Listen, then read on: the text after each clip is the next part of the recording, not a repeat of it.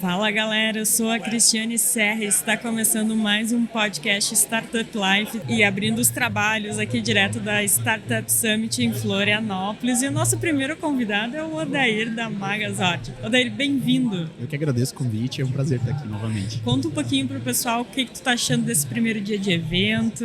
Assim, eu participo desde o primeiro Startup Summit, então sou embaixador do evento, né? Então eu adoro esse evento, é um evento que de fato a gente consegue reunir muitas pessoas muito interessantes do ecossistema. Primeiramente a gente reunia só de Santa Catarina, né? Mas Sim. Agora virou um evento nacional, então é muito legal poder encontrar aqui pessoas do Brasil todo para nesses 3 dias aqui fazer várias conexões, rever amigos e, claro, fazer bastante negócio. Sabe que é a primeira vez que a gente vem e é a primeira vez que a gente traz o Startup Life, né? E a gente se surpreendeu muito.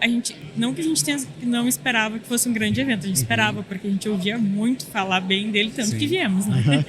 Mas foi uma quebra de expectativa positiva, né? Então é além do que a gente esperava, um evento muito bem organizado, como tu falou, dá pra reencontrar muita gente. Sim. E é importante pro ecossistema, né? Com certeza, eu acho que quando a gente fala de formação de comunidade, né, ter um evento que centraliza e que puxa as pessoas, né, eu acho que é muito importante. E passado então aqui, né, esse contexto de evento que a gente sempre aproveita também para levar conteúdo para quem está nos ouvindo, para o pessoal também entender como é que foi um pouquinho o evento, mas vamos à nossa pauta, né? Vamos falar um pouquinho sobre e-commerce e como ele expandiu após pandemia, né? A gente tem uma expectativa que cresça em torno de 10%, e daí eu vou ter que pegar minha cola para ver quanto que vai dar 10% em relação ao ano passado, que jornalista não é muito bom com números, né? Então tem que dar uma olhadinha na cola. A expectativa então é que agora, este ano, a gente atinja 186 milhões de reais só com e-commerce. Ao que se deve esse crescimento? Assim, é isso que tu falou, de fato, é uma previsão que a gente tem hoje, as principais entidades de e-commerce, associações, Sim. Preveem, né, um crescimento de 10% ao ano do e-commerce até 2027. Isso é um incremento muito grande aí na jornada, né, de crescimento do e-commerce. E o principal, acho que o fator que se dá para ter esse crescimento é a mudança de comportamento do consumidor. Esse eu acho que é o fator mais preponderante assim, desse cenário, mas eu acho que também tem um amadurecimento de tecnologia, de logística, que é um fator essencial, né, para o e-commerce. São vários pilares que com a pandemia a gente teve toda essa aceleração e que também com esse crescimento do mercado, cada vez mais o mercado está ficando profissional, né? Então está se profissionalizando. E hoje, para a pessoa que mora lá no norte do Brasil, fazer compra, por exemplo, do e-commerce que está aqui em Santa Catarina, ela consegue fazer super tranquilamente, consegue receber na casa dela com um preço de frete muito competitivo. Então, acho que esses são os principais 2 aspectos, assim, sabe? O amadurecimento do próprio consumidor, que hoje, sei lá, minha mãe nunca comprava na internet, agora ela compra. Até minha avó, principalmente também o amadurecimento das tecnologias. Enquanto tu falava, eu ficava aqui pensando nos meus próprios hábitos, né? E é curioso mesmo, que às vezes a gente fica até com... Ah, tá, eu sei que tem na loja ali. Ah, mas o frete, vai que o frete é grátis. Ou vai que o frete vai dar menos do que o meu deslocamento até a loja. Então eu vou comprar pelo site. É justamente isso. Hoje, por exemplo, a gente na Magazord, um dos nossos grandes diferenciais é justamente entregar frete, né? Ajudar o nosso cliente a ter um frete competitivo. E a gente consegue, por exemplo, produtos saindo de Porto Alegre para São Paulo por R$10. É menos que o valor do delivery dentro da cidade, sabe?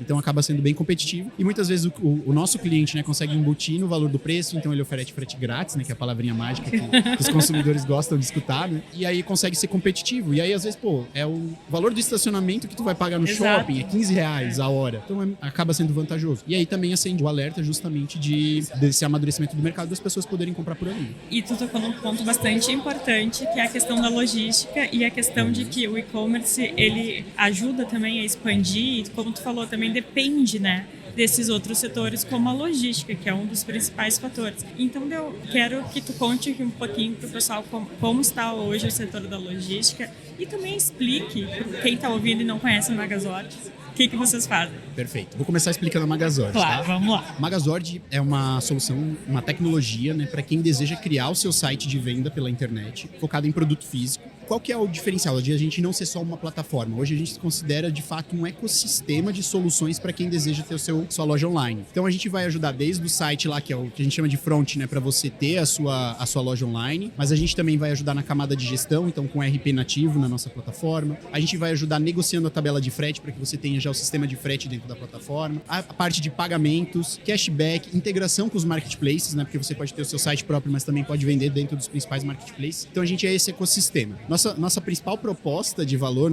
com o nosso produto é justamente fazer com que o nosso cliente não perca tempo e eficiência focando em tecnologia em vez de focar na estratégia do negócio dele. Então ele consegue ser muito assertivo, tendo uma tecnologia como a Magazord para ele potencializar o negócio dele na estratégia, não em tecnologia. Quando a gente fala de logística, né, que é um dos aspectos desse ecossistema, o principal ponto é justamente você ter negociações muito boas, sabe? Hoje o consumidor está cada vez ficando mais exigente em relação a tempo, mas ainda o principal fator de decisão do consumidor para fazer uma compra dentro do site é o frete. Então, se você não tem um frete competitivo, provavelmente vai ser um desafio muito grande você conseguir escalar uma operação de e-commerce, sabe? A proposta de valor do e-commerce tem que ser muito boa para conseguir, ou de fato, fazer a compra do cliente, sabe? Às vezes tem frete que é quase o dobro maior, do produto. O dobro do produto. Né? Às vezes você vai comprar um produto que é pequeno, sei lá, custa 20, 30 reais, você vai calcular o frete. O frete é 50 reais, aí não vai vender nunca, né? Exato. Então é justamente com esse intuito que a gente trabalha. Hoje a gente processa um volume de pedidos bem grande, em torno de 600 mil envios por mês na Magazord. Então a gente consegue ter uma estratégia muito legal junto com as transportadoras de barganha mesmo de preço, e eu consigo entregar para o cliente que está começando agora. Então isso é legal, sabe? Porque eu consigo colocar no cliente que talvez nunca teve uma operação online, que está pensando em agora pro e-commerce, eu já consigo colocar ele dentro de uma faixa de frete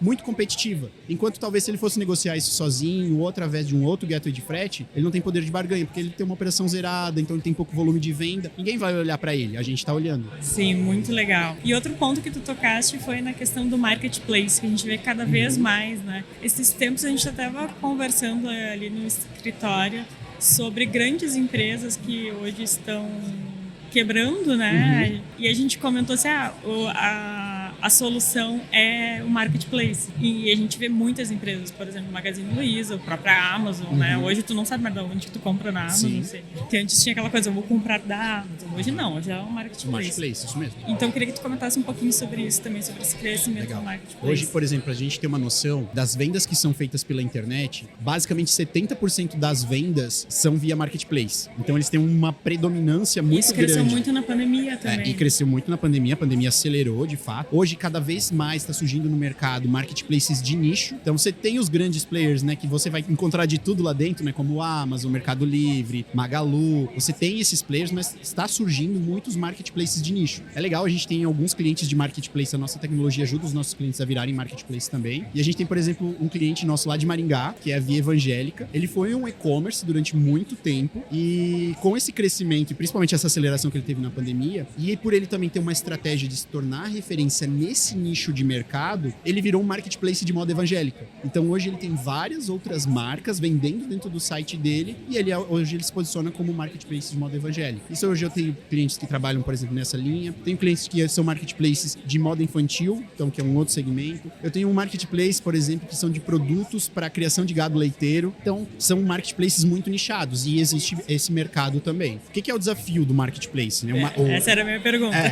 O desafio de você se tornar um marketplace, porque marketplace, qual que é o interesse, né? Qual que é a visão dele? Ele é gerar atração, ele ser relevante. As pessoas te conhecerem, chegarem lá e querem comprar do teu marketplace. Por isso, eles também cobram uma taxa bem significativa para quem vai vender lá dentro, pro seller, né, que a gente chama. Então, ele cobra hoje, os marketplaces cobram de 15% a 30%, às vezes, de comissão em cima da tua venda. Por quê? Porque o trabalho deles é trazer o cliente até você. Enquanto, por exemplo, quando você trabalha o seu site próprio, trazendo um contraponto também pro marketplace, você não depende tanto dele. E aí, por exemplo, a gente também tem que falar das situações um pouco ruins, né, americanas. Teve uma situação que não foi muito legal, ela perdeu um pouco de relevância. Às vezes, quem estava só vendendo lá dentro não tinha, por exemplo, um outro marketplace ou, por exemplo, site próprio, acabou diminuindo as suas vendas. Né? Vamos dizer assim, marketplace é uma terra alugada, né? O site próprio não, é a tua terra. Com certeza. E cabe também a cada negócio, cada empreendedor identificar o que é melhor, né? Com certeza. Se posicionar dentro de marketplace exige muita estratégia. Apesar de ser muito fácil você entrar para vender lá dentro, exige estratégia. Tanto estratégia de precificação, como que você vai estar lá. O pessoal fala muito de que lá dentro dos marketplaces a tua briga é por preço. Não necessariamente. Existe muito a visão da disponibilidade dentro do e-commerce. Eu tô precisando comprar tal produto, às vezes aquele produto tá mais barato num outro concorrente seu, num outro seller, mas esse produto não tem mais lá e eu tenho esse produto para vender lá que tá um pouquinho mais caro. Você vai vender, porque a pessoa tá procurando lá, sabe? Isso de nicho que tu falaste é muito bacana porque também traz voz para alguns nichos que poderiam até cair no esquecimento, como o artesanato, né? Daí a gente tem o Elo 7, que recentemente foi comprado pela Enjoei, que é um grande marco dentro dessa questão de coisas, manualidades, né? Como o pessoal fala. Isso cada vez mais eu acho que vai surgir esse tipo de visão de mercado, assim, de marketplaces de nicho. Eu acho que cada vez vai ser mais comum. E aí, claro que quando surge muitos, os grandes players vão daqui a pouco começar a concentrar isso novamente, né? E aí eu acho que é normal daqui a pouco ter essas compras aí desses marketplaces de nicho também, quando eles começam de fato a ter uma operação relevante. Assim. E quais são os desafios hoje ainda na área de e-commerce? Acho que assim, quando a gente fala de e-commerce, eu sempre gosto de falar que são 3 os principais aspectos importantes dentro de eu chamo de pilares, são os 3 pilares para um e-commerce de sucesso. O primeiro deles é o cliente lá, né, com o produto. Ele tem que ter uma estratégia de produto muito boa. Se ele for a indústria, ele tem que dominar a cadeia de produção. Se ele for um revendedor, eu compro esse produto para vender na internet, ele tem que ter uma estratégia de compra muito boa, ele tem que ser um ótimo comprador. Então, se ele não consegue trabalhar muito esses 2 aspectos, ele pode acabar falhando. O segundo aspecto é tecnologia. Você vai precisar de uma plataforma de e-commerce para vender na internet. Então, é importante ter um parceiro de tecnologia que não te limite e também entender a sua jornada, porque talvez você vai ter uma operação pequena, faz mais sentido você começar com uma plataforma de e-commerce de entrada, que a gente chama. Ah, não, eu já tenho uma operação mais robusta, já sou uma indústria, já sou um comércio mais estruturado.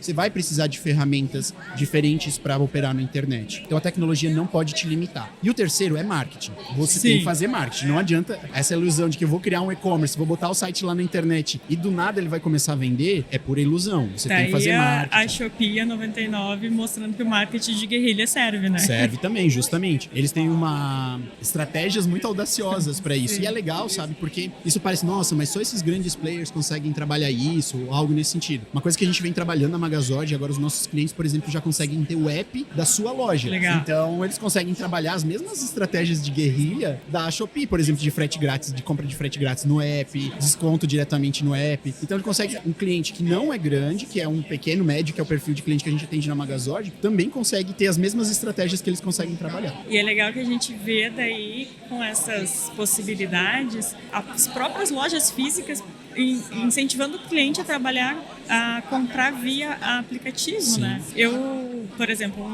uma experiência que eu tive foi a Panvel e a Ecobase. A gente está falando de novo de 2 empresas maiores. Sim. Mas antigamente se tinha aquele atrito entre a loja física e o app, né? Ou o site. Né? Sim, sim. E mas é como se fosse outra loja, o funcionário sempre costumava falar. E agora eles falam, não, olha, faz a compra aqui, ou ativa o desconto pelo aplicativo e eu já te entrego aqui o produto. É porque hoje essa ideia da omnicanalidade, né, que é você ter uma experiência muito parecida. É outro aspecto muito importante também. É um aspecto muito importante, mas ele tem que também ser levado muito em consideração a estratégia de crescimento do negócio, sabe? Como que isso vai se encaixar dentro da estratégia do seu negócio? O que por exemplo, a gente vê os nossos clientes fazendo?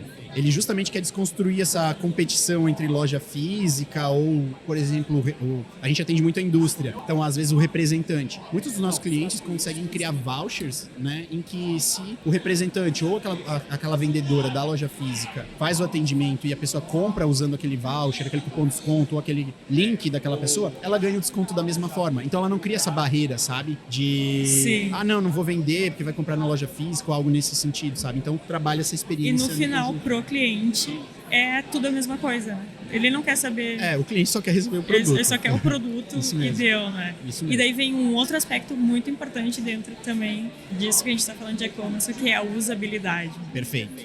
Eu gosto de trazer, assim, que é muito importante pensar no marketing, né? Como eu te falei, mas você trouxe o cliente até o seu site e aí a experiência lá dentro não é boa, aí justamente você tá jogando dinheiro fora. É a realidade, sabe? Porque você pagou para trazer o cliente até lá e aí tu entra lá. As fotos que você usa no seu site não são boas, não são vendáveis, como a gente diz, né? Ou às vezes até pode ser esteticamente bonita, como fotos de banco de imagem, mas, por exemplo, algo de comida. A pessoa vai saber que aquilo ali é de banco de imagem. Então primeiro, foto, o próprio layout, né, o design do seu site, ele tem que ser atrativo, ele tem que fazer com que as pessoas permaneçam e se interessem lá. A comunicação tem que estar clara, de promoção, tem que estar claro isso. Segundo ponto, descrição do produto. Aí eu vou falar até por categoria, assim, quando a gente fala, por exemplo, categoria de moda, as fotos têm que ser fantásticas, porque a pessoa compra pelo visual. Agora é categoria de casa e construção, em que é uma funcionalidade. A descrição do produto tem que estar muito bem feita. Tem que ter todas as informações, características técnicas do produto, porque muitas vezes, beleza, eu tô comprando um chuveiro. Claro, às vezes o chuveiro tem que ser bonito, tem que combinar com a minha casa, mas muitas vezes eu tô comprando pela funcionalidade. Sim. Então tem que estar descrito lá todas as funcionalidades desse chuveiro na internet, sabe? Outro aspecto, velocidade de tempo de carregamento do site. Não pode ser um site lento, que você vai entrar, por exemplo, no mobile, é aquele site que carrega um pedaço aqui, um pedaço lá embaixo. A experiência da pessoa não vai ser boa, ela vai sair do site. E, inclusive, o Google penaliza se não é um site que carrega rápido. Então esse é outro aspecto importante. Outro aspecto que é importante é justamente você ter avaliação de produto, por exemplo, dentro da página que você está comunicando o produto. Então lá ter as pessoas comentando, ter a possibilidade de alguém postar uma foto do produto que recebeu. Então isso dá muita credibilidade, principalmente para alguém que tá com uma operação mais nova, sabe? Sim, com certeza. Que outras pessoas compraram aquele produto também. A gente vai trazendo exemplos que a gente vive para claro, para deixar a conversa mais rica, né, e mais próxima, assim, de quem está ouvindo. Quando tu falou sobre a descrição do produto, eu lembrei de outra situação que eu vivo. Eu tenho alergia a níquel, então eu não posso usar nenhum acessório, anel, brinco, essas coisas assim, que tenham níquel. Muitas e-commerces que vendem acessórios não colocam se são hipoalergênicos ou não. Aí eu tenho que entrar em contato com a empresa, perguntar. Às vezes demora, às vezes não responde e eu acabo deixando de comprar. Perfeito. Isso é a experiência do cliente. Se isso já está claro lá dentro da descrição do produto, é uma experiência fluida, tu já vai ter tranquilidade. Eu já fico até...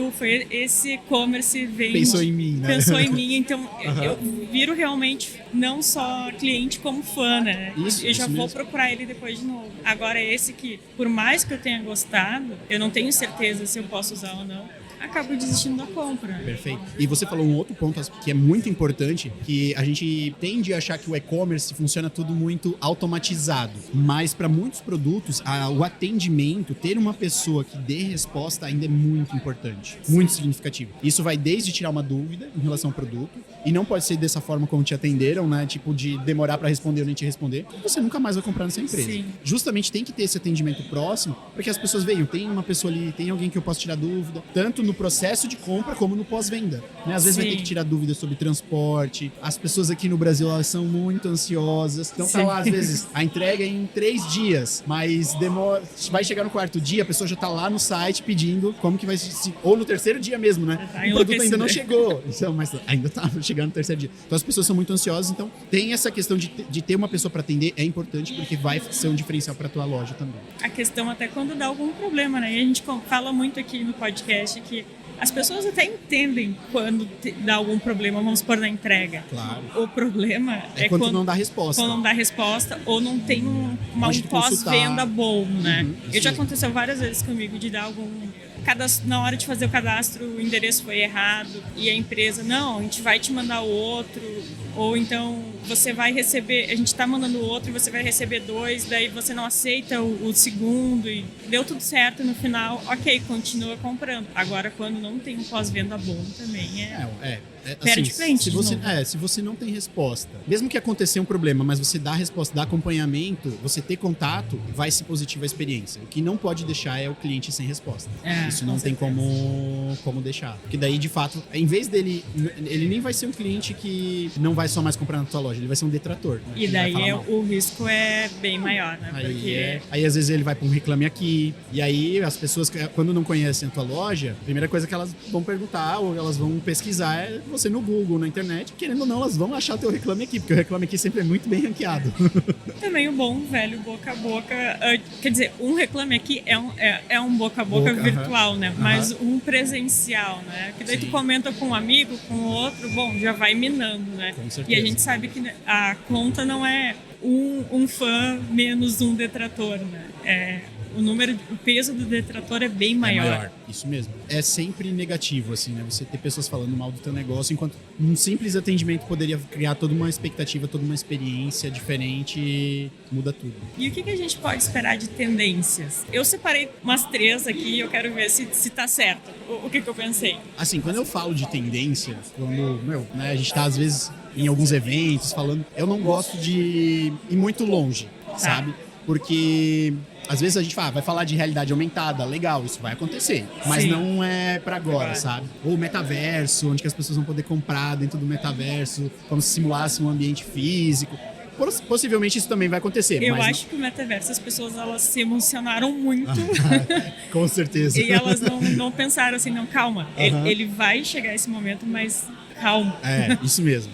Aos hypou poucos, demais e, tipo, justamente as pessoas... E agora parece, tipo, não deu certo. Não é que não deu certo. É que as pessoas estavam com uma expectativa muito alta. Vamos lá, o que eu acho que são coisas, assim, que vão ser mais práticas a curto, médio prazo? Hiperpersonalização. Então, assim, eu vou entrar dentro do site e já vai ter lá, basicamente, um layout que vai ser dedicado para mim com base no meu histórico de navegação, nos produtos que eu gosto, naquilo que eu compro. Eu acredito que isso vai ser um primeiro passo pra gente daqui a pouco ir para um metaverso, alguma coisa assim. Eu já ter essas recomendações. Hoje isso já está sendo feito de forma...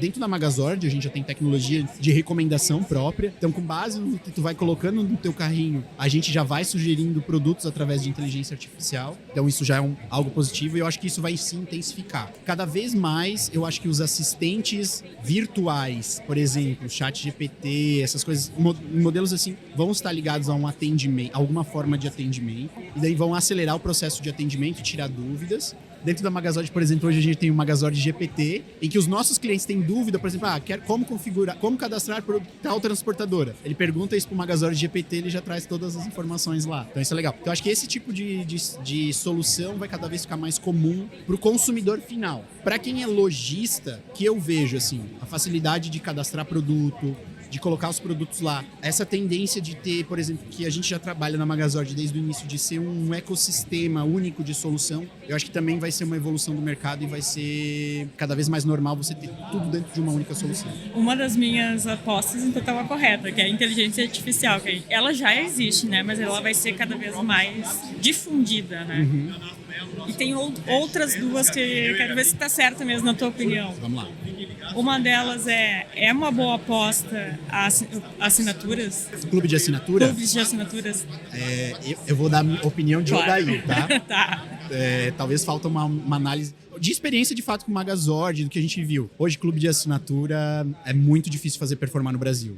Assim, tem para alguns segmentos, por exemplo, a gente sabe, wine funciona muito bem, vino, mas para outros segmentos, por exemplo, a gente já viu clientes que tentaram fazer isso com chocolate e não funcionou. Eu vou te dizer que eu assino 2. É? Quer dizer, eu assinei eu desisti logo no início, porque a comunicação da promoção não estava correta e eu me senti enganada e terminei, que era de livro. E eu percebi que não ia dar conta de ler todos os livros que ia chegar. Outra é de chá. E eu agora tá encerrando a minha fidelidade de 1 ano e eu estou avaliando se eu vou continuar, porque eu também não dou conta de tomar.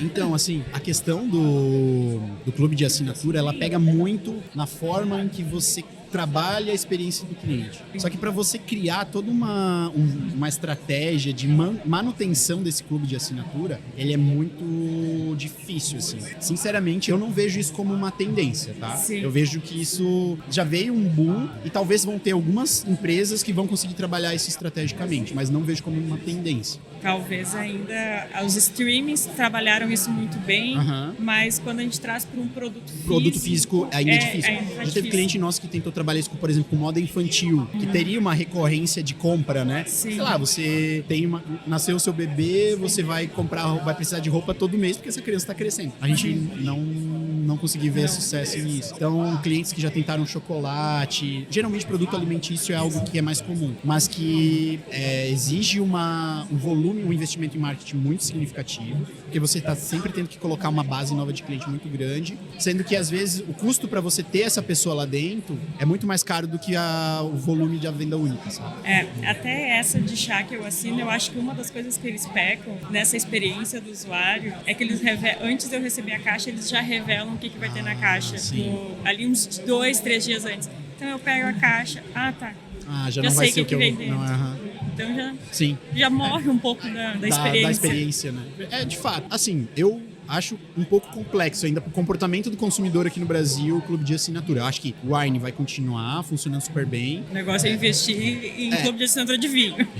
Clube de assinatura de vinho acho que funciona, mas apesar de, por exemplo, a gente ter clientes que vendem vinho e que não são clube de assinatura e vendem super bem, Sim. Tá muito em alta. Que é muito bom isso, porque o consumidor final tem acesso a vinhos que antes ele não teria como. Então, por que eu, Odair, em particular, não sou fã do clube de assinatura? É poder de escolha. Sim, não, eu me refiro ao próprio e-commerce de vinho, né? Assim, eu quero tomar um vinho. Eu vou lá, entro no e-commerce, compro, em 2 dias tá na minha casa. Eu compro o vinho que eu quero, não que o clube de assinatura manda pra mim. Né? Então tem um pouco disso, sabe? Isso eu não gosto do vinho que vem.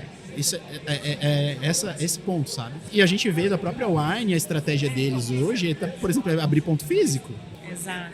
E outra coisa que eu vejo de uma maneira assim mais rudimentar, não, agora sim os ouvintes vão achar que eu sou uma velha, porque além de tomar chá, eu faço crochê, aqueles bichinhos de crochê, Entendi. Assim, mais cultura pop eu faço.